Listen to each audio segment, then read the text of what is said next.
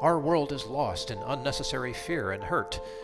Our systems seem scientifically engineered to make you small, powerless, and always waiting for the next great leader who will fix the problems around us. Worse, we're witnessing neighbor versus neighbor while warfare breaks out around our family tables.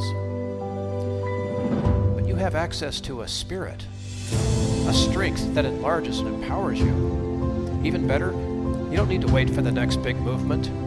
You can heal the world. It's time for governance by grace. Welcome to Gracearchy with Jim Babka.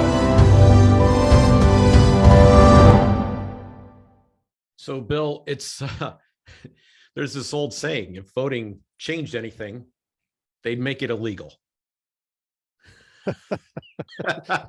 Jim, that's what they're doing. Yeah.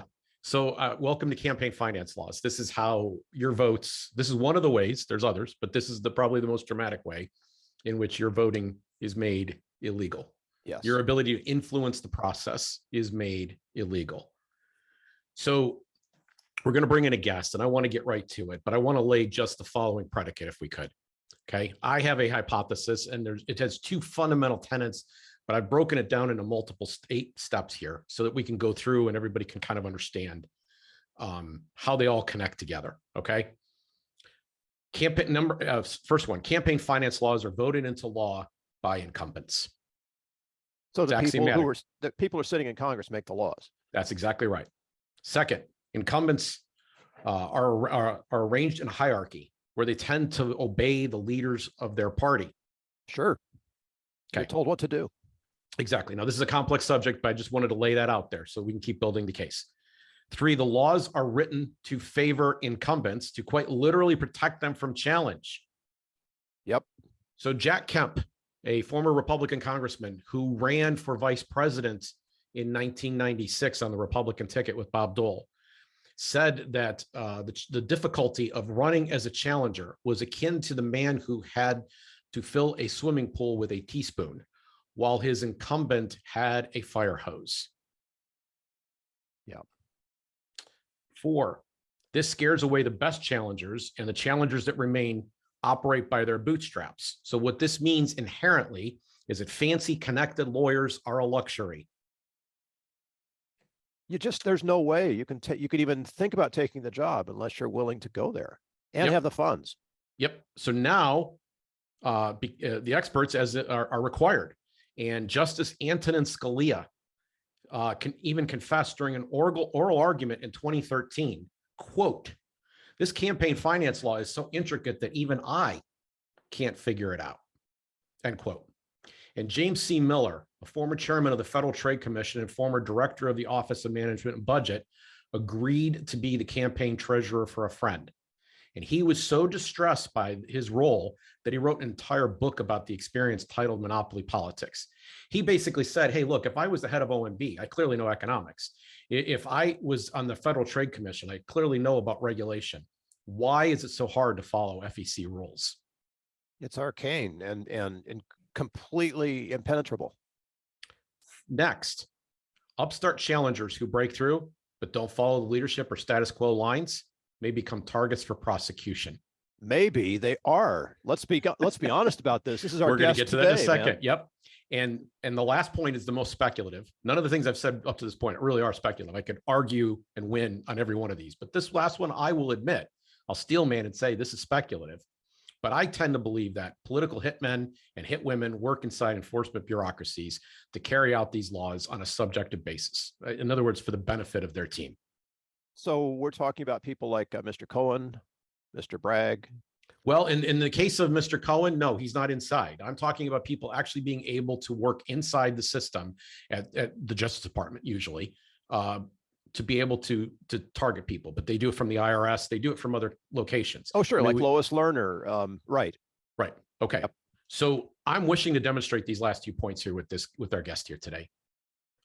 So let's get into it. So we brought in Steve Stockman to have a conversation. He was the U.S. rep for the 9th District of Texas from 1995 to 97. And then had a second term 2 decades later from 2013 to 15 in the 36th district of Texas. And his story is significant because it overlaps significant. By the way, let me throw out one personal thing, one connection. I work at Downstate DC. We wrote the Right to Laws Act. Steve is the only representative in the history of the U.S. Congress. We have a senator that's done this, but not a representative, to introduce the Right to Laws Act, for which I am eternally grateful. So we've had a prior relationship. But I want to emphasize that we brought Steve in here because he didn't really cooperate with the leadership as it was at the time. And he found himself with a similar target on his back. And the overlaps between his case and Donald Trump's case, they're pretty extraordinary. And so I want to talk to him about what happened to him and maybe even begin to dissect again why. So yes. Steve, welcome to the show.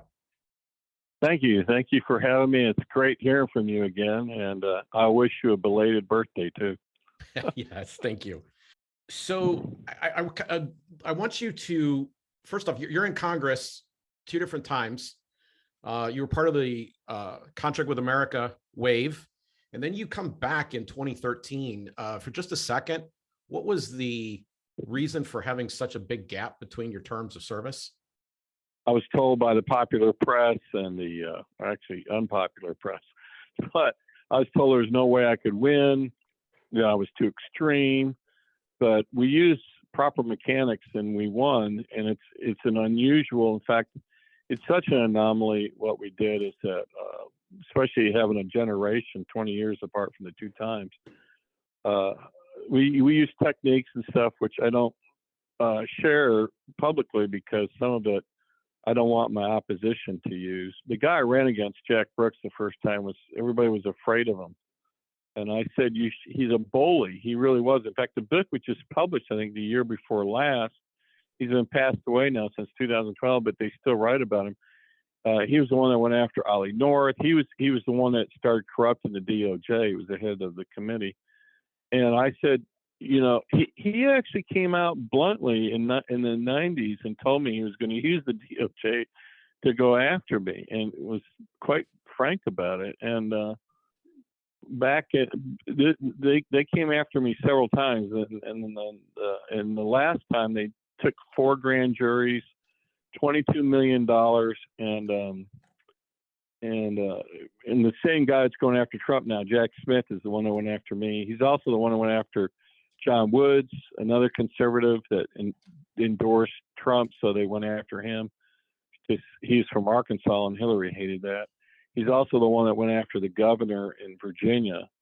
And but Jack Smith was specifically referenced by the President of the United States the night of his indictment. He also is involved in that case.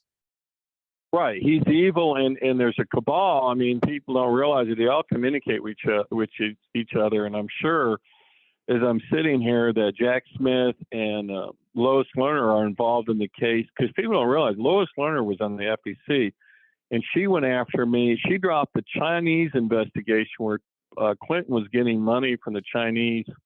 It was the monks or whatever supposed to renounce money, but apparently they had enough to funnel it to the Clintons. She dropped that case to go after me. She deposed me back in the 90s. And so I've had a long history with her, and she wrote the memo to the DOJ, which she's not supposed to do.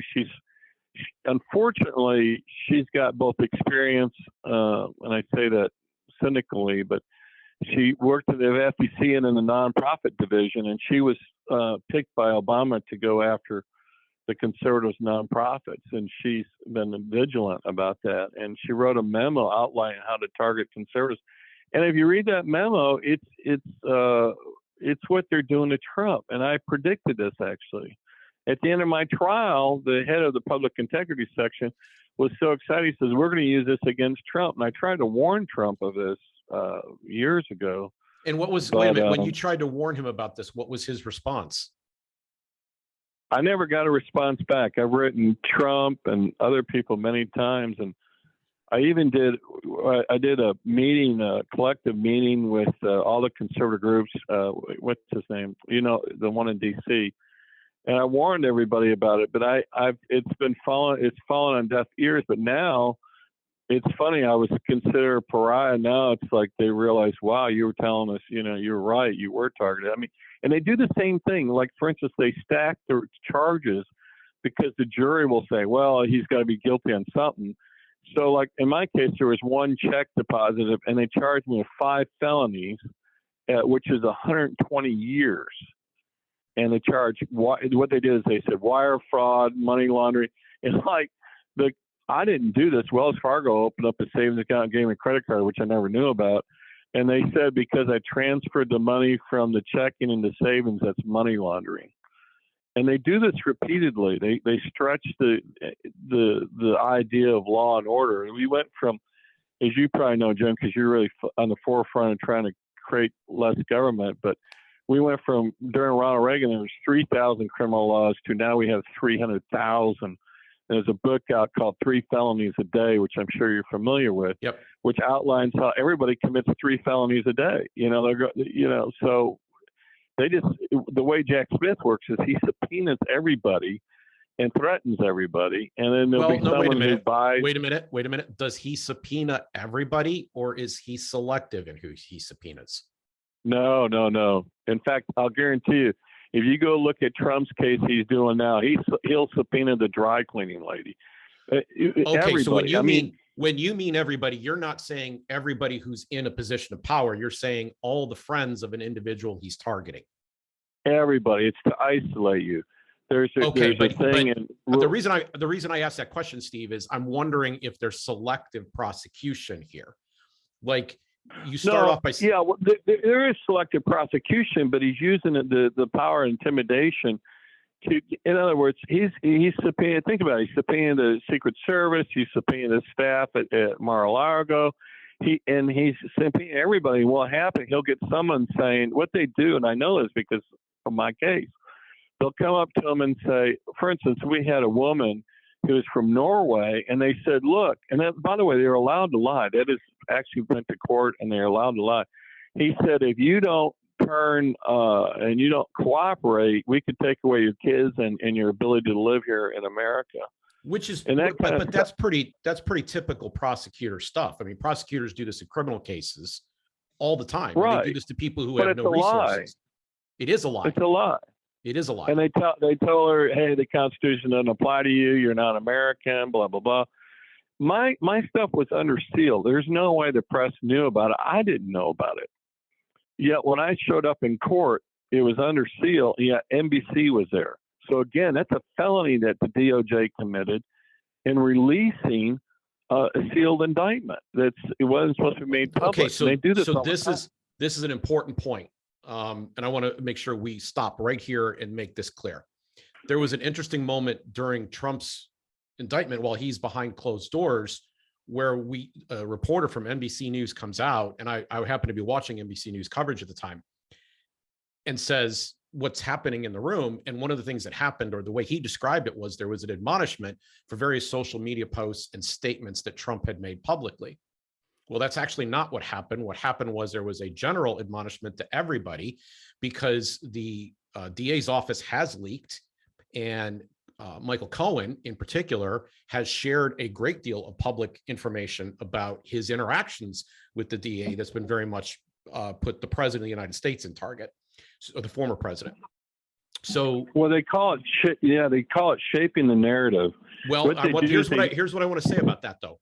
The media has a self-interest in covering up the other side of this equation, because they were the ones that were putting out that information. Trump was not using the media. He's using Truth Social primarily, and his public appearances to communicate directly, which is, by the way, what Republicans have been doing since the 60s. They have been using tools like direct mail to communicate directly with their people, because the establishment media has a vested interest. And you could say that this is simply some partisan thing, but it's more pernicious than that. They want to be the outlet through which these things are leaked. They want to be the controllers of the information, and they're being given special access. So they're not going to do anything to bite the hand of the prosecutor, because they want him to leak. They don't need Trump to leak. In fact, his leaks are disadvantageous to them, because he doesn't use them as their sources. So they have a vested incentive in coming out and only telling you what happened in that courtroom on one side of the equation. Does that make sense? Right. I mean, it's to shape the narrative to convict you. They did this in my case. They leaked profusely, and then I was issued during my trial. I was issued a gag order. So, and what the gag order was, I couldn't talk about politics during the trial. Okay.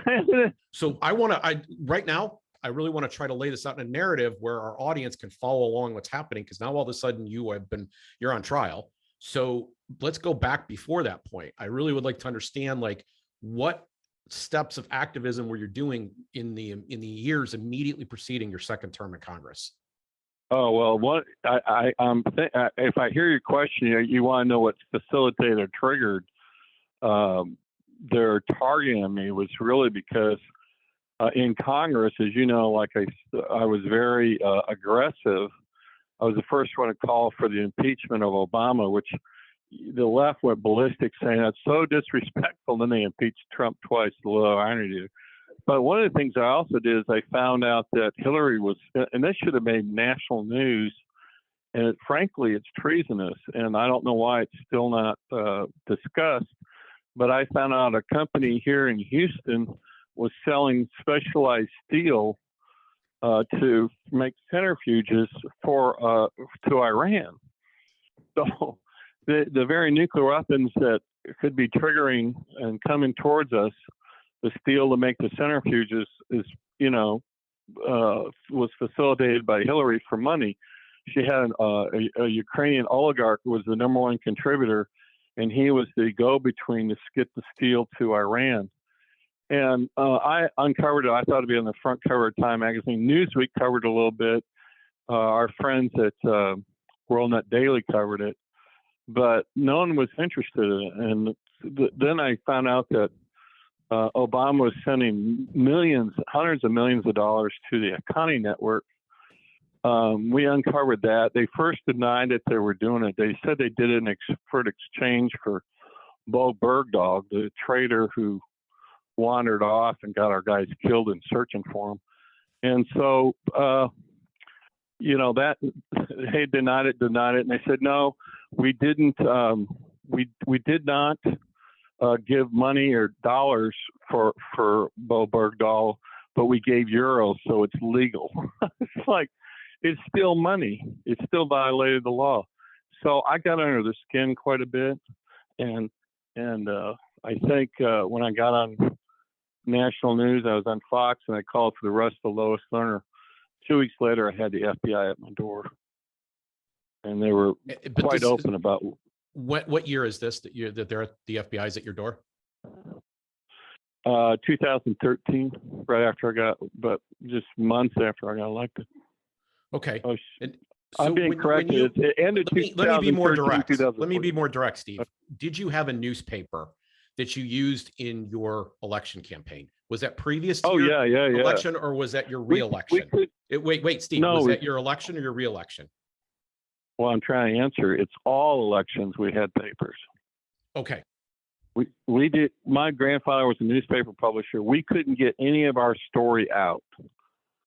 And that's one of the things that Lois Lerner went after me in the 90s when she worked at the Federal Election Commission. It was the same thing she did to me. And I would publish. By the way, I never, ever got accused of putting anything false in the paper. And to this day, nothing's ever been proven to be false. So the left hated those papers. And ironically, now the left is doing the papers, and still our side is not. Okay, so this paper, what's the name of this paper? We had various names. One was America First, which is ironic because it was in the 90s that we call it America First.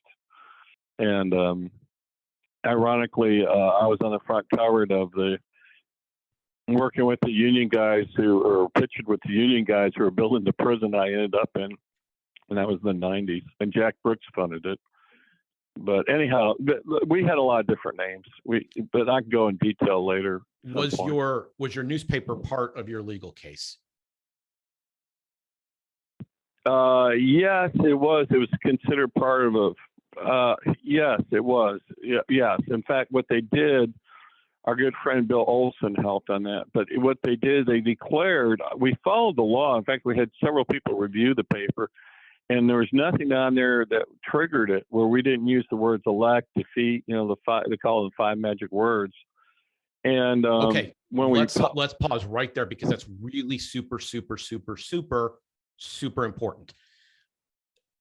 In election law, there are trigger words, or what they call magic words, that mean that this is now regulated. So an activity to be regulated has to be advocating for the election or defeat of a particular candidate. So what they call this literally, and this term should be understood literally, express advocacy. And then the express advocacy covers actual campaign expenditures. So you were not in that newspaper, Steve, advocating the election or defeat of any candidate. In other words, you were not saying elect Steve, vote against his opponent. No, in fact, all of it was publicly sourced stuff. And we asked the FBI agent on the stand, we said, is this express advocacy? He said no. The judge physically took the paper up between her 2 fingers and dropped it on the bench and said, this is express advocacy. So the judge, who's supposed to be the referee, is actually participating in the witnessing thing. She overruled the testimony of an FBI agent and said it was express advocacy. See, now that right there is an extraordinary moment. And in your appeal, this issue was specifically addressed by your attorney.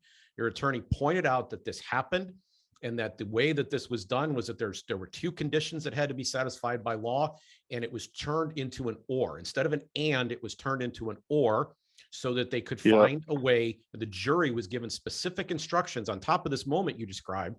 According to your brief, the jury was given specific instructions to treat these communications as electioneering communications. Yeah, and the judge basically forced them into that decision of finding me guilty. It was an incredible star chamber. I mean, I sat there in disbelief because we followed the law to the T, and yet that didn't matter. And by the way, I've warned James O'Keefe about this, and this is prior to him being investigated. He told me, because James used to work for me, and James told me, he said, don't worry, I got lawyers, I got all this stuff, they'll never get me. And I said, yeah, they will. They can get anybody they want, because that's the power they have. They do have that power. And regarding that, you're right. The whole case revolved around whether that paper was electioneering or whether it was just informational. And I contended it was informational. And then they said, well, you exceed the campaign contributions because the judge ruled it's no longer informational, but express advocacy, even though we followed the law of what express everything advocacy is. In the newspaper, literally, this is the hinge point. Everything, the entire case exists on whether or not this is electioneering. This is express advocacy. Excuse me. This is express advocacy. Right. Everything hinges on that. I think and the Trump case, the only way that they can turn that into a felony, the only way that they can make all those other felony charges stick is that they have to have an underlying crime, and they're relying primarily on they have a tax thing in there too, which we're not going to get into, but they're relying primarily on this idea that he was engaged in an act of express advocacy by not advocating, by keeping something out, by actually not advocating. But express advocacy has a very specific definition in law, going all the way back to Buckley versus Vallejo. Yeah, no, you're absolutely right. And it's insane. I never heard of, in my case, they did the same thing where they had the straw man, they bootstrapped it. It's so similar. They bootstrapped it, and then they create this. By the way, even in the case of the governor of Virginia, they said he made up the crime, Jack Smith did. And this has the finger marks of Lois Lerner and Jack Smith all over it. I mean, and as I said, the president of the former president, and the night that he was arrested, told in a speech specifically more than once alluded to Jack Smith's role. So this is another comparison to your case. Jack Smith was involved in your case too. Yep. Yeah, he instigated it. But he did it. You got to realize there's communications between the DOJ and Lois Lerner, and she's working for IRS. She's not supposed to be doing what she did, but she had the skill sets of FEC law because she worked at the Federal Election Commission. So she took those skill sets and used it and turned it over in a memo describing how to do it. And it's exactly what they're doing. It was a way to take down conservative groups. And by the way, what happened in my case, not just FEC, but it opens up the door because it involved, like you said, it involved FEC and nonprofits, because you have a 501c4 can do non-express advocacy. Well, they turned it around and they said, we're deciding what express advocacy is. So that means every church, every nonprofit now is at the whims of an interpretation of the federal government. Yeah. So if you start off with this idea that you can you can break the law in one case, you create bad precedents that make it possible for rogue prosecutions to happen to anyone that they want to politically target. And they basically only need one precedent to make this work. So, there's a playbook that you're saying that they're operating from. You're saying that Lois Lerner is the author of that playbook, and Jack Smith is the person who's executing it. All right, is that an accurate statement?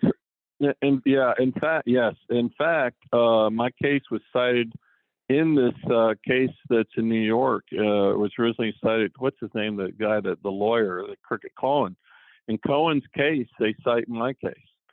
So how do building up. Can you give me a little more detail on that? Share that with our audience. How specifically do you recall? I was told. Well, I'm not a lawyer, so someone called me up, another lawyer called me up and said, Stockman, you're not going to believe this. He said they cited your case in the Cohen case, so a precedent. So you could probably get a smart lawyer like Olson or somebody to look it up. All right, so let's dwell on Lois Lerner one more moment. Are you aware of where you say there's a strategy written out? Is this published anywhere? Does anybody have this? Yeah, there were several things. What you call Judicial Watch had a memo, a whole bunch of stuff that Judicial Watch had a memo on this. Okay. Yeah. Okay. So if someone was enterprising, they should be able to find Lois Lerner fingerprints. Yeah, and it's written to the DOJ official named Ray. Oh gosh, I can't remember his name off the top of my head, but his first name is Ray. Okay. What is it? Oh, hold on. It's Patty saying Holson. By the way, he was one of the signatures on my original indictment, and then Steve, did you just say a name? Because I didn't catch it. Yeah, Ray Holson or something like that. Holzer. He's Holzer. With an H. He's the one that Lois Lerner sent the memo to, and he's the one that was orchestrating political targets. And she outlined in the memo, how to target people, and it's very similar to what they're doing to Trump and myself. Okay, can we take a couple of minutes to really focus in, and this is going to be probably, I'm sorry, but I want to share with everybody what you were charged with. No, you're fine. Okay, so you were accused of obtaining $1.25 million under false pretenses and using the funds for your political campaigns. The specific charges included 11 counts of money laundering, 8 counts of mail and wire fraud, 1 count of conspiracy to make conduit contributions and false statements, which would indicate a conspiracy to hide the real source of the false contribution, 2 counts of making false statements to the Federal Election Commission, 1 count of making excessive contributions, which you've already covered, which had to do with the newspaper, and 1 count of willingly filing a false 2013 federal income tax return by not reporting some of your income. The case record included 142,378 pages worth of documents. Yeah. No, we're ultimately acquitted on 1 of the counts of wire fraud. Yeah. Here's the thing that you got to understand. And I learned this from a defense lawyer that unfortunately I should have had on my team, but I didn't. He said what they do is they print out, in my case, what they actually did is they print out 1 line on a page. And then, so they have all these spiral notebooks there saying, and they do this during the trial. They go, there's the evidence. They don't ever present the evidence. And that's why I needed to warn Trump about this. They'll point to these notebooks, and if you open up the notebook, you'll see one thing written on one page. They'll say, we have 145,000 documents showing he did this, da, da, da, da. And they'll point to these notebooks that are prominently displayed so the jury can see them, and they keep pointing to, there's the evidence right there. And there's not. In my case, it was such a simple case, they had to, complicate it. In fact, they did the same thing with Trump. It was so Gold Ruberg, that my lawyers, in fact, I had a lady from, Johnny Cochran's office. He used to work for Johnny Cochran. She said, this is the worst indictment. She goes, this is a college student could have done. And she said, this is horrible. This is so, things should be thrown out. And it's very much similar to what Trump is. They stack it where you create the false narrative that you commit one fraud. By the way, Jim, there's no definition on federal cases. I don't know about New York of what the definition of fraud is. The DOJ determined what the definition of fraud is. So once you have fraud, then anything associated with that you can charge them with. For instance, they were talking about my credit card expenditures, and they were bringing up in court charges that were made prior to the donation. I said, you can't bring that up. It was made that was bought before ever the donation was ever made. She goes, the judge will, well, because it's a credit card, anything that's ever been on your credit card is part of the case. Things like that. I mean, it just goes over and over again. When you have an activist judge, a Democrat jury, and a Democrat prosecutor, Trump's not going to win that case. There's no way, unless they throw it out. Okay. So can we break these down a bit by bit? And I have a mega question to ask at the end of this, but 11 counts of money laundering relates specifically to what? Because my understanding was that there was two things here that they were really staring closely at. One was the newspaper. The other was that you had a project that you were going to, a nonprofit project that you were building that was going to house activists that would come to work on Capitol Hill. Yeah, well, no, Jim, that's the press version of the DOJ. It was a whole written proposal. It had in there formation of the Freedom Caucus. We're the ones that formed the Freedom Caucus. I don't care what any congressman says. It was in evidence January 2013. It's a proposal. We're going to have Freedom House, Freedom Caucus. We did exactly what was laid out. We pointed out in trial. We said, look, this is what we said we're going to spend it on. This is what we spent it on. And they portrayed it differently. And so there was no proposal on your part to put a house for like maybe interns or something. I didn't. No. You're not hearing me. By the way, this is a super complicated case. I mean, in terms of what happened and how they screwed me. But yes, there was. But it's a full proposal of a house, a caucus. There was a whole list of things we were doing. That was just one part, and including training. We were proposing a dramatic thing to go after the left, and it's part of the evidence is the proposal, but the only thing they focused on was one part in order to get the conviction. The media collectively, the media reports on this story, and near as I can tell from having read some of your case, focused on the fact that there was this house that was going to be purchased, and then occupants were going to go in, that the house was not ever purchased, and that instead what you did, and here's what you're alleged to have done, and then ultimately were convicted of, what you did is you diverted those funds either to campaign or personal use. No, that's what I'm trying to tell you. That's not accurate. What was the purpose of the money wasn't just for the house. It was we paid salaries for people that were running the nonprofit. That's totally normal.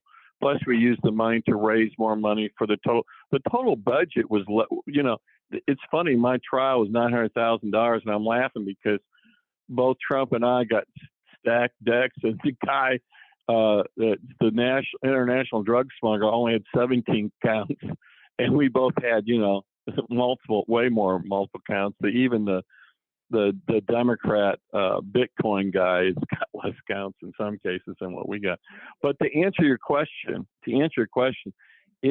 we followed the proposal, and did what we were saying we're doing. It wasn't what they did in order to get that is saying the only thing in the proposal was the house, which it wasn't. You can well, there's something else related here. Like, and I can say this having run a nonprofit organization, not all of your visions and plans succeed to the level of your hopes and your dreams. And so at some point, in fact, at some point you run out of funds, or things didn't work as you planned, or you didn't anticipate some problem. And then you say, well, we've got to course correct, and course correction might mean that we have to abandon the project. In the private sector, this happens all the time. It's called business failure. It is actually, for a business that starts, the odds are actually higher that it will fail in the first 3 years than that it will succeed. And this is no different from any initiative that's started inside of a nonprofit. You could start an initiative, you could start to lay the predicates and put everything in place, but not be able to fully execute your vision. And I'm basically trying to help you share with the public that failure to achieve a mission should not be a crime. No, yeah, I agree with you. But also, too, you got to understand, they did press releases as being investigated, and that kind of dried up funds. So they helped in the succeeding and making it a failure. In fact, so much so there was an organization willing to help, and they flew out there on their own, which had nothing to do with the case, and said, we're investigating him. You shouldn't give him any money. So they helped in facilitating the failure. We had never stopped. In fact, we kept continuing to looking for how to continue to do all those things that was outlined in the proposal. And but it was primarily because of their interference. Frankly, that. I mean, that right there all by itself is kind of remarkable, but there's the other end of this thing. Do we turn it over and we look and we say, okay, where did the money end up going? You said it went to staff. But one of the things, if I'm understanding correctly, that you were charged with is that there were conduit contributions, and that the staff members or their family that you were paying turned money around that they were receiving from the C3 and gave it to your political campaign. Yeah, this is really a distortion. They're trying to argue that anybody that ever worked for me is not allowed to give me a contribution. And I've had over the years, not just me, but many people that were volunteers in my campaign or worked for me, honestly liked and supported me both. But they're splitting hairs here. When someone volunteers, technically they're giving you a contribution. Mm-hmm. And so I didn't see any difference when they decided to give a donation. And by the way, when the FEC told us, hey, you can't do that, we corrected it. And if you go at all the corrections at the Federal Elections Commission and see how many times that happens, they can charge so many people with that because it's thousands. I mean, from the Bush campaign, the Clinton campaign. In fact, Clinton campaign did way, way worse than this, and they gave her a fine. I mean, so this is another thing that people by the way, the FEC looked at my stuff and said, hey, you didn't do anything wrong. The FEC never charged me. The DOJ did. Say that again. Say that again, because it's really important. Here's what happened. The FEC said you made a mistake. We apologize. Returned the checks. I mean, I'm cut shortcut on it for this podcast, but we returned the checks, and the FEC said, fine, you're okay. The FEC never said what we did was wrong. Only the DOJ took it, just like in Trump's case. Federal this is not, Bill, this is also not an accident. So, oh my gosh, like how to begin? No campaign has control over who gives to it. So it is a favorite tactic of the media, for example, to say that, some racist sent in a check, right? And that's supposed to somehow taint your campaign.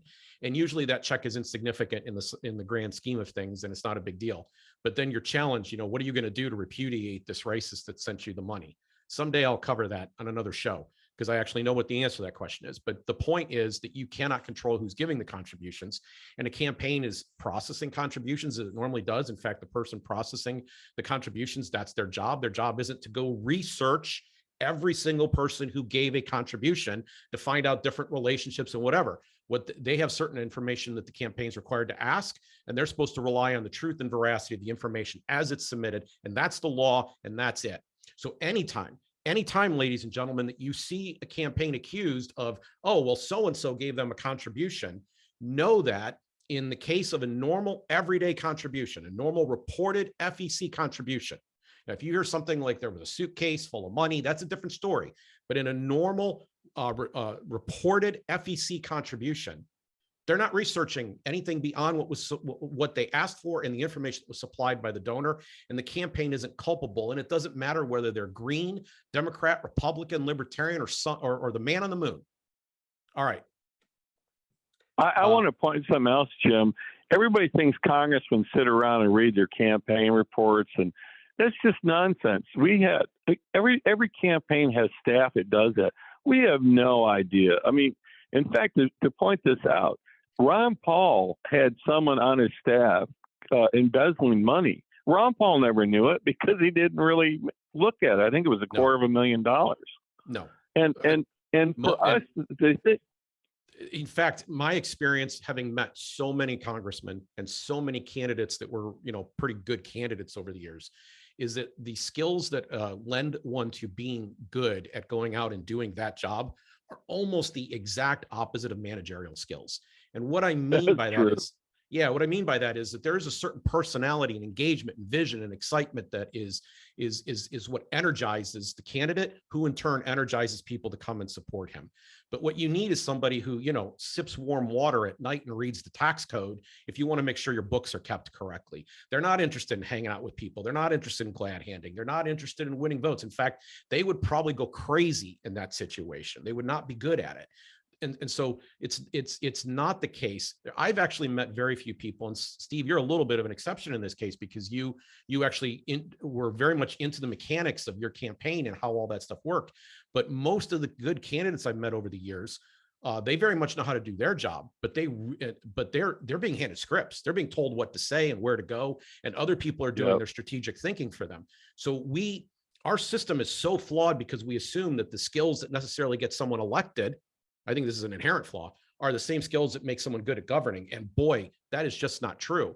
It's management skills are just generally not the purview of the candidate. The idea that the candidate's walking around like, and they're influenced by some $2,000 or $2,500 contribution is patently absurd. That's spot on. In fact, the guy I had hired, or what I recruited, I guess a better term, is a professor at the University of Texas A&M over accounting. And he was using accounting principles, and he said, I don't understand why this is a problem. I said, Rabia, it's not IRS, the standard operating accounting. I said, this has got different laws. So in part, it happened because the guy doing it didn't realize, even though he had a PhD in accounting, there's no way he can know all the federal election laws. And he said, I don't understand. Why is this a big deal? And I said, it's a very big deal, Rabia. Fix it. Bill, this will be a familiar point too, right? Because we talked about Jim Miller. And I want to give you an opportunity so that we've laid out all these charges. I have a couple more questions about the charges themselves, but I want to ask you if we missed anything in terms of the actual injustices that occurred at your trial. Is there any other detail there? Oh, there's a list. I mean, she wouldn't let us have witnesses. She goes, this is not a gag rule. Then she issued a gag rule.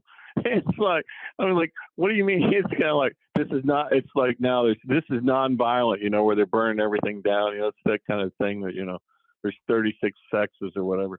I mean, it was just delusional. She said I couldn't talk about politics or the political targeting, which in fact, I did a bill to, which I had a copy of it. The FBI had a copy of it, which was to abolish the FBI. I also had a bill to cut down the DOJ. I had did another thing where I wanted to arrest Lois Lerner, and all those people in the room were the ones going after me, and I wasn't allowed to tell the jury, this is retribution. This is what I did.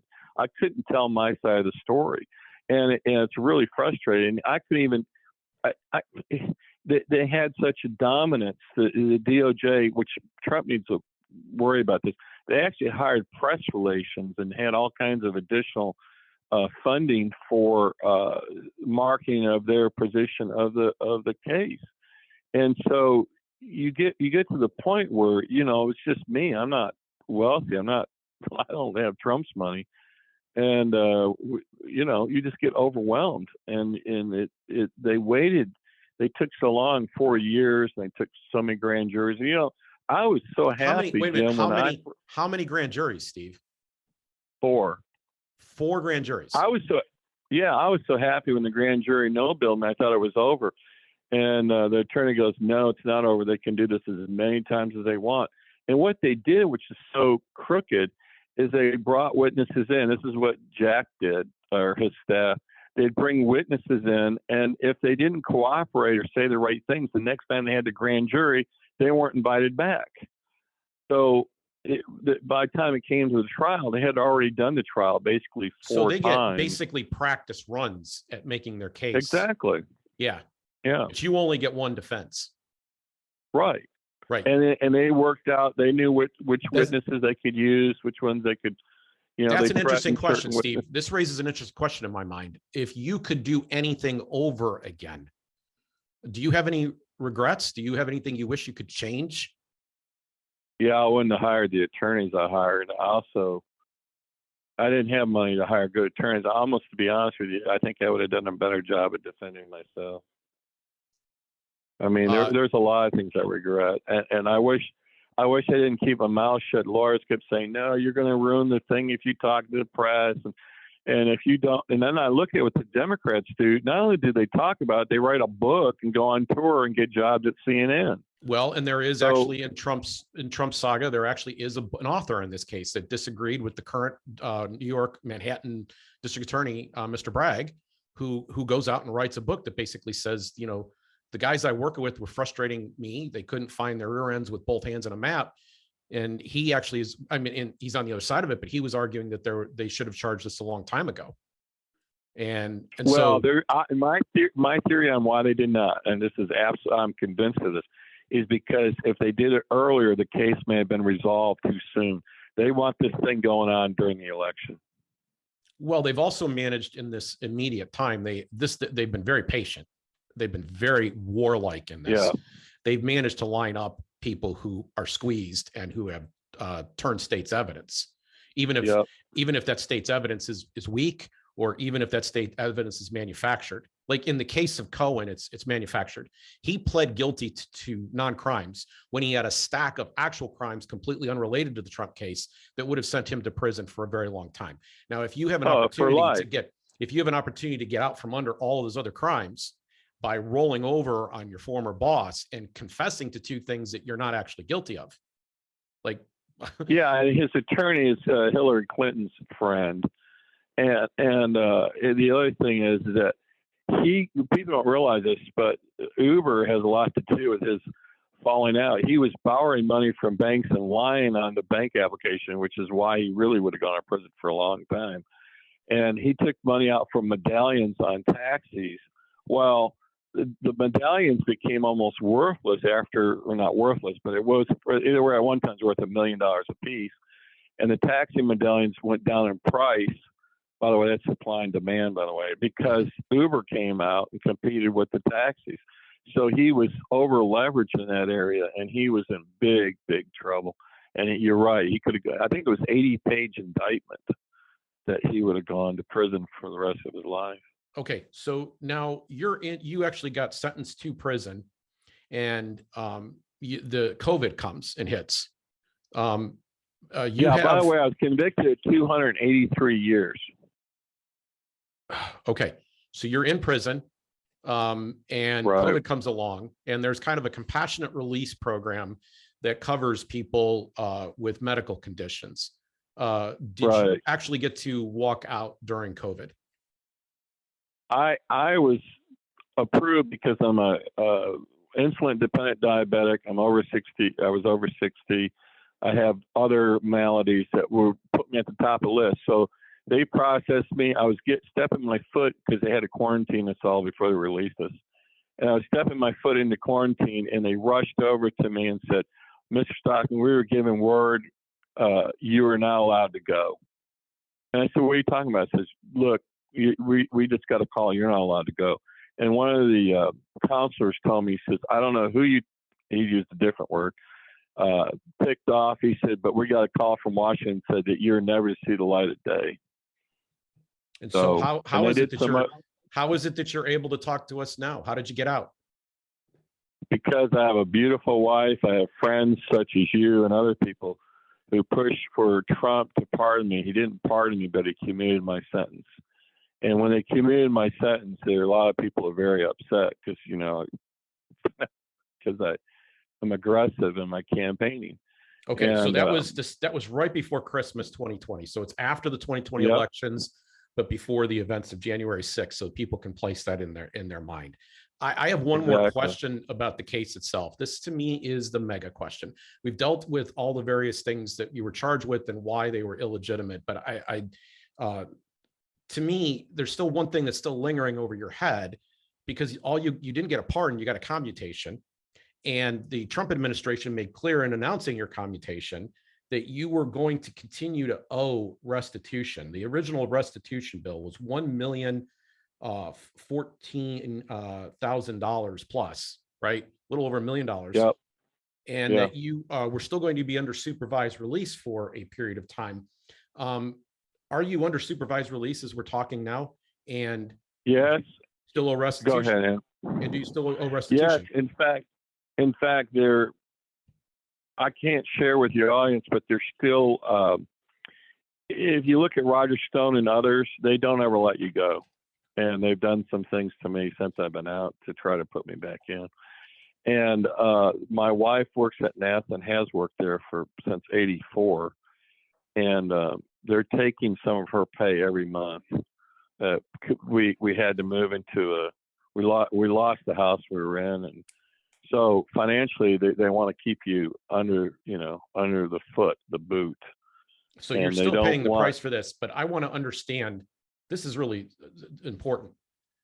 So usually you owe somebody restitution because you have taken some from somebody. Correct. Who did you take from here? Are you able to answer that question? Like, no, I didn't. Whose pocket was actually picked? Who's dissatisfied? The whole case is only two donors, and everybody knows the two donors. I mean, one guy's worth $3 billion, another guy's worth almost $1 billion.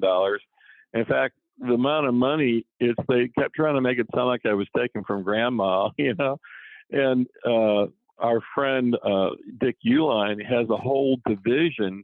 He gives away $25 million a year. The amount of money that he lost or what not lost, he actually said he never complained, by the way. The FBI went to him. In fact, he gave me additional money after the first money. So he never complained. The FBI went in there and threatened him. It's the first time where you go to a victim, so-called victim, and say, if you don't report a crime, we're going to charge you. Steve, I appreciate you coming on and sharing this story. It's the parallels between your case. So thanks for coming on. The parallels between your case and Donald Trump's, to me, are just immense and I hope obvious to our audience. Thank you for coming on and sharing this story. I hope it is powerful and instructive, and maybe this is a way to get this story out. So I'm really glad that Steve came here today. And I want to say to everyone who's listening, because we have most of my audience is libertarian, but you may be of any particular persuasion. And I hope you are, because we keep talking about grace, right? Grace should be practiced by everyone. Yeah. And Bill, if it doesn't matter whether Steve is your cup of tea or not, it doesn't matter whether you agree with his politics or would have voted against him. It literally doesn't matter. I have two grace points I want to offer. I want to say first, ends and means always matter. Both. Okay. And when we go into the realm of political prosecution, when we start subjectively using the law against our opponents, and we even cheer and we have some degree of schadenfreude for them, right? This is great. We're going to bring down the guy that we've disliked all along. And we're not concerned about making sure that we dotted our I's and crossed our T's and actually abided by the rule of law, which is being batted around a lot right now. When Bill Clinton was being charged, the Republicans talked a lot about the rule of law. When now that Donald Trump is being indicted for the first time, it is, once again, we hear the Democrats, they've grabbed the script and they said, okay, now it's our turn. We're going to start talking about the rule of law. And there's a convenience to that is not acceptable, that we don't want. representative government itself, if you believe in this concept, and as you know, I have some issues with how we do things, but if you believe in it, it's actually impaired when only the wealthy can run. And that's the truth about our present system. And I have to ask everyone listening, is that what you really want? I mean, either way, whether you think the system's good or bad, do you want it to be a system where only the wealthiest amongst us can run? Is that what you want? Because that is what campaign finance, that's the fruit of the system. And right now, Donald Trump actually has a prayer of a chance because he's the former president. So he's got a lot of light being shined on him. And his case is going to be endlessly talked about in the media, which our guest today didn't have available to him. But he also has means. He's going to be able to hire the right attorneys. He's going to be able to make the right arguments. And in fact, they're going to be able to crowdsource these arguments because as they're being discussed in the media, they'll pick up new ideas and things that they should be able to do. That is not available for any normal defendant in the dock, including Steve Stockman, who was with us today. As he pointed out, with both with the script that you mentioned, the script being written by Lois Lerner and then carried forward by Jack Smith, correct? Yeah. So now, the final grace point then, it's my second one. If the story was reversed, if this were a Democrat in the dock, would your position on any of these issues change? Now, you really, I just pointed out an example of how it did with Clinton, the rule of law concept, right? We have to always steelman our opponents. We have to take this seriously. And in the case of a legal venture such as this, we have to start off with the presumption of innocence. So you may detest Donald Trump. I'm not here to talk you out of liking or disliking him. None of what we've covered here today has been about he even hit some of the other more intricate details of his case. We're not getting into that either. What I'm suggesting here is that campaign finance is an effective cudgel to take out political opposition that does not cooperate with the status quo. That's what I hope we've demonstrated here today in this follow-up episode. And the grace point is that we always must steelman our opponents, the people that we disagree with. We really need to understand where they're coming from. And so I ask, do you understand where Donald Trump is coming from? Can you have the grace to do so?